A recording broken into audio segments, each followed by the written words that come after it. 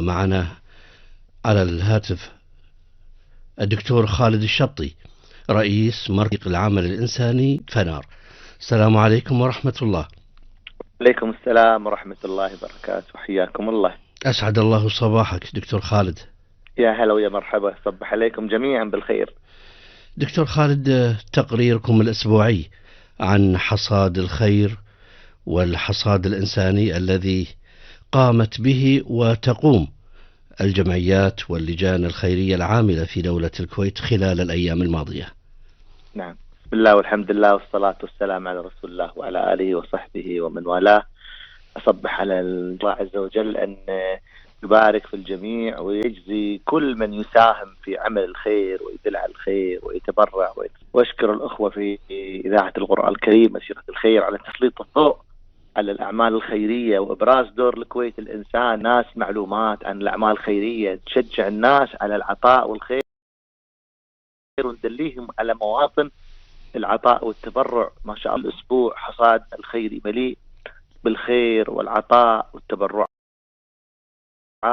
هذا الأسبوع من أهم أخبارنا في الحقيقة رحلة الجوية رقم 51 الإغاثية من طيران الجيش الكويتي، سلاح الطيران جزاهم الله خير بوزارة الدفاع. ما صارت أحداث غزة وهم طائرات الجيش الكويتي تصنع السلام وتصنع الحياة للناس. هذا الأسبوع انطلقت الطائرة رقم 51 للجيش الكويتي بيحمل 7 طن من المواد الإغاثية والطبية برفقة 17 شاب كويتي متطوع لهذه الرحلة مطار العريش في مصر، تنسيق مع سفارتنا في جمهورية مصر العربية، وستدخل إن شاء الله إلى غزة لتقديم الإغاثة ب7 طن من المواد الطبية والإغاثية. والجميل أن معاهم 14 طبيب كويتي سيقوم بجراحية وعلاج للمرضى في المستشفيات، سيتجهون إلى المستشفى الكويتي. هذا المستشفى اللي طويلة ويقدم خدماته، ولا زال هذا المستشفى صامد بفضل الله عز وجل، وأهل الكويت لا يزالون يقدمون. نشكر جمعية الرحمة العالمية اللي فكرت من زمان بتأسيس هذا المستشفى، واسم المستشفى لمستوى العالم، فضائيات العالم كلها تنقل الأخبار من المستشفى الكويتي الذي يقدم الخدمات الكويتية، الجمعيات الخيرية الكويتية. 14 طبيب كويتي هذا الأسبوع إن شاء الله في غزة، وهذه ثاني رحلة لهم يروح المساعدات الطبية والعلاجات، وأيضا يقومون بإجراء عمليات جراحية لنخفف إخواننا في غزة بفلسطين الجريحة والمنكوبة، لنحقق معنى الأخوة الإسلامية والإغاثة الإنسانية. الله عز وجل إنما المؤمنون أخوة. الرسول عليه الصلاة والسلام يقول مثل المؤمنين في توادهم وتعاطفهم وتراحمهم كمثل الجسد تداعى له سائر الجسد بالسهر والحمى. ويقول عليه الصلاة والسلام إن الله يحب إغاثة اللهفان. وأنا الآن في 1,000,000 مسلم يعيش في غزة معرض للقتل والتهجير والجوع والمرض والموت، وهذا دورنا احنا. المؤمن للمؤمن كالبنيان يشد بعضه بعضا. في الحقيقة بفضل الله عز وجل دورها على مستوى الحكومة، على مستوى مجلس وزراء، على مستوى وزارات الدولة، على مستوى أيضا إخواننا المقيمين اللي داخل الكويت، على مستوى أيضا الجمعيات الخيرية والمبرات الخيرية والفرق التطوعية، كل ما تستطيع لنصرة إخواننا في غزة. لا يزال الأئمة جزاهم الله خير في المساجد في الصلوات الجهرية يدعون في القنوت لإخواننا في غزة، وكل إنسان في المجتمع الكويتي قاعد يحاول يقدم ينصر أخواننا في غزة. هذا الأسبوع أخبارنا كان هناك وفد من البرلمانيين الكويتيين شاركوا في المؤتمر البرلماني العالمي، وعالم البرلمانيين العالم أن يتحرك كل برلمان في كل دولة في العالم يتحرك لنصرة إغاثة غزة ودحر العدوان الصهيوني وإيقاف الظلم وإيقاع كل يكون من قوانين دولية لتجريم الكيان الصهيوني لما يحدث لإخواننا في غزة. كان البرلمانيين الكويتيين شاركوا في المؤتمر البرلماني، وصار هناك أعضاء في المجلس التنفيذي من هذا البرلمان العالمي اللي يغيث إخواننا في غزة. أيضا شاركوا عدد من أبناء الكويت في الماضي في رحلة كسر الحصار عن غزة، وهذه حملة إنسانية قام فيها أكثر من 1000 شخص على مستوى العالم.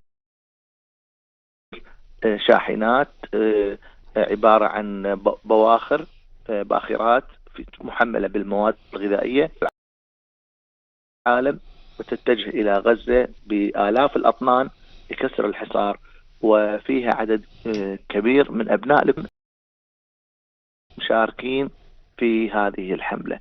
أيضا هذا الأسبوع وقف أبناء الكويت في جامعة الكويت، أحييهم طلبتنا الأخوة وفي الجامعة من الإدارة، وأيضا الأخوة أعضاء هيئة تدريس الدكاترة اللي وقفوا وقفة يطالبون فيها العالم بالتحرك لنصرة فلسطين وإيقاف الصهاينة عن الاعتداء وقتل الأطفال والنساء وتدمير البيوت والمساجد والمستشفيات. يواصل أبناء الكويت في الحقيقة مسيرتهم لإغاثة إخواننا في غزة وفي العالم. هذا الأسبوع شفت فيديوهات جميلة جدا في الحقيقة من الجمعيات الخيرية الكويتية لإيصال السلال الغذائية إلى إخواننا في غزة. الحمد لله التبرعات تصل من الجمعيات الخيرية الكويتية عن طريق مطار، وأيضا الجمعيات الخيرية الكويتية تشتري المواد من خلال التجار الموجودين داخل غزة خيرية اللي في غزة بإشراف وزارة الشؤون الكويتية هني، وأيضا وزارة الخارجية الكويت قدم لها كل التحية. أيضا عندنا الآن خلال اليوم إن شاء الله راح يتم شاحن بالتمور، كل شاحنة فيها 24 طن من خلال مشروع ولو بشق تمرة بجمعية الحياة الخيرية. الآن ما شاء الله من التمور هذه الشحنة الآن اليوم من تبرع كريم من جمعية الرحمة العالمية، سيقوم الخيرية بشحنها وإيصالها إلى غزة وتوزيعها على أخواننا في غزة. تعاون مشترك بين جمعية الحياة مشروع ولو بشقية وأيضا جمعية الرحمة العالمية اللي تبرعت بشاحنتين، والباب مفتوح للجمعيات الخيرية والمحسنين من خلال يتبرع بالتمور يتم شحنها من الكويت وإيصالها إلى إخواننا في غزة. واتقوا النار ولا راح يوصل 300 طن من التبرعات من التمور من مشروع ولو بشق تمرة. أشكر في الحقيقة جمعية الحياة الخيرية، وأشكر جمعية الخيرية والهيئة الخيرية الإسلامية العالمية والجمعيات الخيرية وكل من يساهم في إغاثة إخواننا في غزة، ونسأل الله فرجهم ويمتد الخير الكويتي ليس في غزة. أنا أشوف جمعية جود الخيرية في مخيم إخواننا السوريين، المخيمات على طول بادروا وساعدوا الأسر المتضررة والمنكوبة. فأسأل الله عز وجل أن يتقبل من الجميع وأن يحفظ الجميع، وما نقص مال من صدقة، وكل يوم ينزل ملكان يقول أحدهما اللهم أعطي منفقا خلفا، والآخر يقول اللهم أعطي ممسكا تلفا. الله يخلف على أهل الكويت ويجزي أهل الكويت وكل من يتبرع وكل من يتطوع. آمين. اللهم احفظ الكويت وأهلها آمين. وحكامها من كل شر ومن كل سوء، واجعلنا دائما بلد الإنسانية والعطاء. وجزاكم الله خير. آمين. يا مسيرة الخير. آمين. رئيس مركز الكويت لتوثيق العمل الإنساني ثنار، أيضا جزاك الله خيرا على هذا التقرير الأسبوع. الله يبارك فيكم، جزاكم الله خير. آمين آمين. أيها الأحبة